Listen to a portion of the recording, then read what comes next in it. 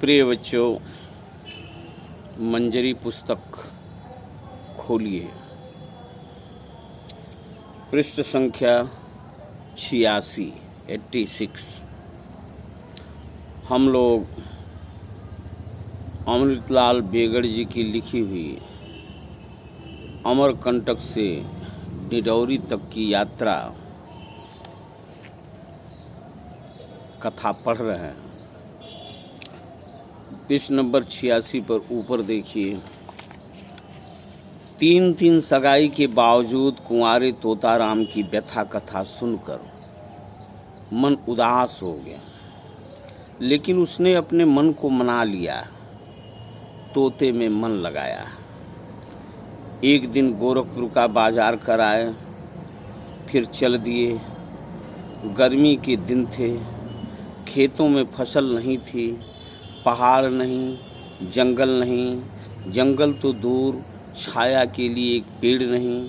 सामने का गांव दूर से ही दिखता रहता। रास्ता भटक जाने का कोई भय नहीं, सो पगडंडी की परवाह किए बिना नर्मदा के किनारे किनारे ही चलते। धूप के कारण बुरा हाल था, पर आज आकाश में बादल थे। पत्थर कुचा तक पहुँचते पहुँचते आकाश बादलों से घिर गया। यहाँ नदी के पाट में बहुत सी चट्टानें थीं, वरना यहाँ तक नदी केवल मिट्टी में होकर बहती है। कपड़े धोने तक के लिए पत्थर नहीं था। दोपहर का भोजन हमने नदी के पथरीले पाट में बनाया। भोजन करके चले ही थे कि तेज वर्षा के कारण भागकर गांव में शरण लेनी पड़ी। थोड़ी देर की वर्षा में गांव में इतना कीचड़ हो गया कि चलना मुश्किल हो गया, इसलिए रात वहीं रह गए। पाँव फटते ही कुछ दूर चलने पर लिखनी गांव में एक वृद्धा से पीने के लिए पानी मांगा, तो उसने कहा, आओ बेटा, पानी देती हूँ, लेकिन ऐसा करो, रोटी खाकर पानी पियो। धूप में से आ रहे हो, खाकर पानी पियोगे तो ठीक रहेगा। माँ जैसे बच्चों को फुसलाती है, दुलारती है, बिल्कुल वही भाव। उसके नेह को टाल नहीं सके, यानी प्रेम को टाल नहीं सके। वह रोटियां ले आई, उन पर शक्कर रखी थी, लो खा लो बेटा। कैसा तृप्ति का भाव था उसके चेहरे पर। अगला पड़ाव मझिया खार, फिर गोमती संगम, फिर लक्ष्मण मड़वा। लक्ष्मण मड़वा में एक साध्वी रहती है। मैंने उनसे कहा कि नौकरी के कारण पूरी परिक्रमा एक साथ नहीं कर सकता, छुट्टियों में थोड़ी थोड़ी करके करता हूँ। तो उन्होंने कहा, बेटा, बूंदी का लड्डू पूरा खाओ तो मीठा लगता है, और चूरा खाओ तो मीठा लगता है, इसका दुख न करना। दोपहर को डिडौरी पहुँचे।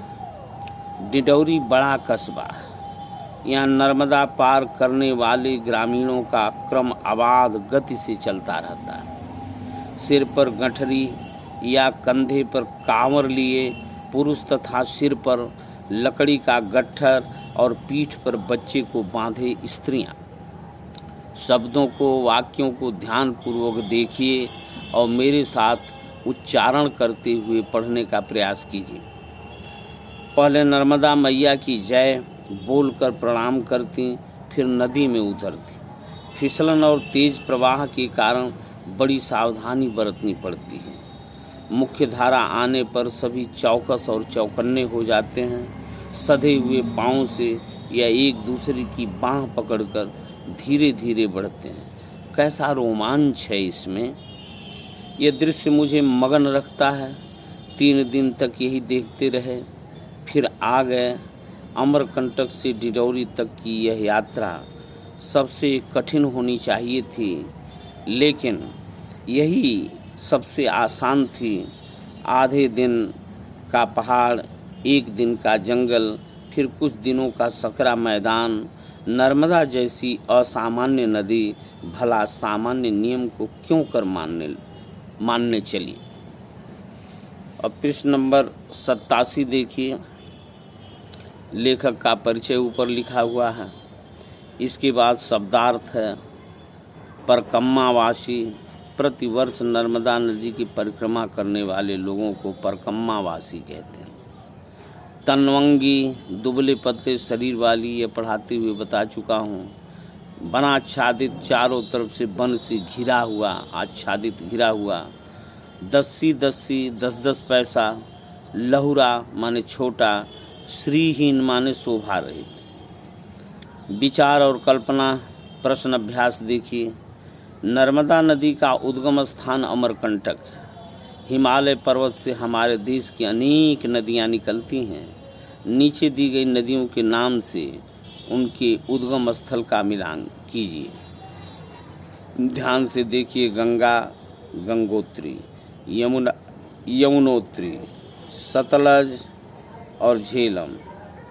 सतलज शेषनाग झील होगा, झेलम शेषनाग झील, सतलज राकसताल। यदि लेखक की तरह आपको किसी लंबी पैदल यात्रा पर जाने पड़े तो सूची बनाइए कि आप अपने साथ क्या क्या सामान ले जाएंगे। कुछ करने को, जहाँ 2 या 2 से अधिक नदियाँ मिलती हैं उस स्थान को संगम कहते हैं। हमारे देश में कई संगम स्थल हैं। निम्नांकित शीर्षकों के अंतर्गत कुछ संगम स्थलों का विवरण तैयार करें। जैसे सिवनी संगम, नर्मदा सिवनी। ऐसे ही प्रयागराज संगम, जिसमें गंगा, यमुना, सरस्वती, जिसे इलाहाबाद कहते हैं, उत्तर प्रदेश में संगम है।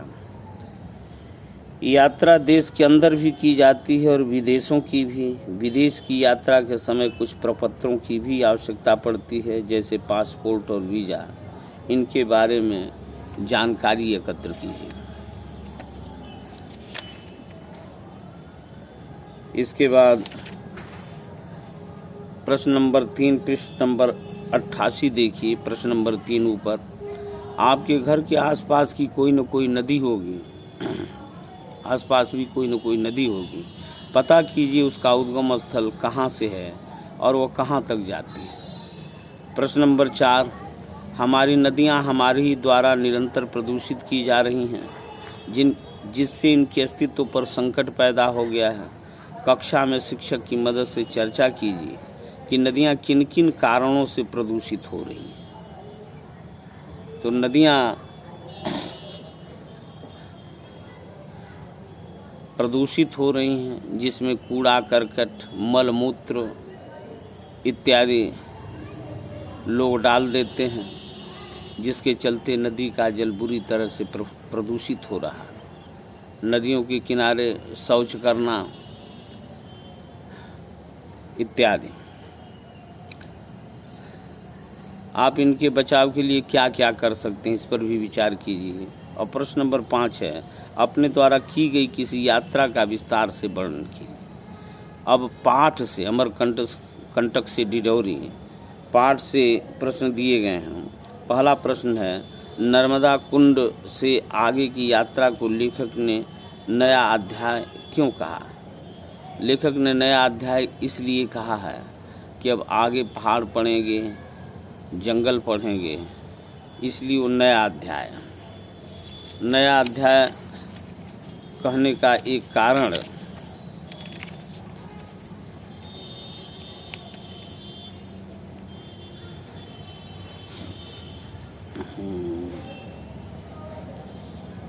पहाड़ के गर्भ में छुपा हुआ पानी यहाँ अवतरित होता है। नवजात शिशु की तरह नदी यहाँ धवल, उज्जवल और कोमल होती है। यहाँ से हमारी यात्रा का नया अध्याय शुरू हुआ। नया अध्याय इसलिए कहा है लेखक ने कि पहले भी वो यात्रा कर चुके हैं, पहला अध्याय पूरा कर चुके हैं ऊपर। दूसरा, लेखक ने विवाह और उससे संबंधित जिन घटनाओं का वर्णन किया है उसे लिखिए। पीछे विवाह का जो वर्णन है उसको लिखिए। प्रश्न नंबर 3, लिखनी गांव में पहुंचने पर लेखक न चाहने पर भी रोटी क्यों खा लेता है। क्योंकि वृद्ध महिला ने बताया कि खाली पेट जल नहीं पीना चाहिए, पहले रोटी खा लो और तब पानी पियो। बेटा बूंदी का लड्डू पूरा खाओ तो मीठा लगता है और चूरा खाओ तो मीठा लगता है। साध्वी ने ऐसा क्यों कहा? साध्वी ने ऐसा इसलिए कहा कि चूरा तो बिखरा बिखरा होता है, लड्डू संगठित होता है, तो यात्रा एक ही बार पूरी कर लेनी चाहिए। यात्रा व्रत में आए सभी गांवों व स्थानों की सूची बनाइए। सभी गांवों और स्थानों की सूची बनाइए। विधिवत कहानी को बार बार पढ़कर शुद्ध उच्चारण में यात्रा कथा में आए हुए सभी गांवों और स्थानों की सूची बना लीजिए। भाषा की बात, नवजात शिशु की तरह नदियाँ धवल, उज्ज्वल और कोमल होती है। इस पंक्ति में नर्मदा नदी की तुलना नवजात शिशु से की गई है। इस प्रकार की अन्य वाक्य पाठ से चुन कर लिखिए। गंगा के 2 पर्यायवाची शब्द लिखिए। गंगा, जिन्हें देव नदी, सुरसरी, त्रिपथगा इत्यादि हैं। नदी, सर, नदी का अर्थ सर, और बहुत से हैं। पर्वत, पहाड़, गिरी, बेटी, तनुजा, पुत्री। प्रश्न 3, गिरते पड़ते चढ़ते उतरते चप्पा चप्पा आगे बढ़ रहे थे। इस वाक्य में 3 प्रकार के शब्द युग्म माने जोड़ा का प्रयोग हुआ। दस्सी दस्सी, हरे भरे, आमने सामने। नीचे लिखे शब्द युग्मों का अपने वाक्यों में प्रयोग कीजिए। किक्का दुक्का आदमी जा रहे हैं। दस्सी दस्सी पैसे इकट्ठा करके 1 रुपये हो जाता है। सामने हरे भरे मैदान है। हम दोनों आमने सामने खड़े हैं। प्रश्न नंबर 4, अद्भुत आकर्षण में अद्भुत शब्द विशेषण है। पाठ में आए 5 विशेषण और विशेष्य शब्द छांट कर लिखिए। पढ़ने पर आपको ऐसे शब्द दिखाई देंगे जिसमें एक विशेषण और एक विशेष्य है।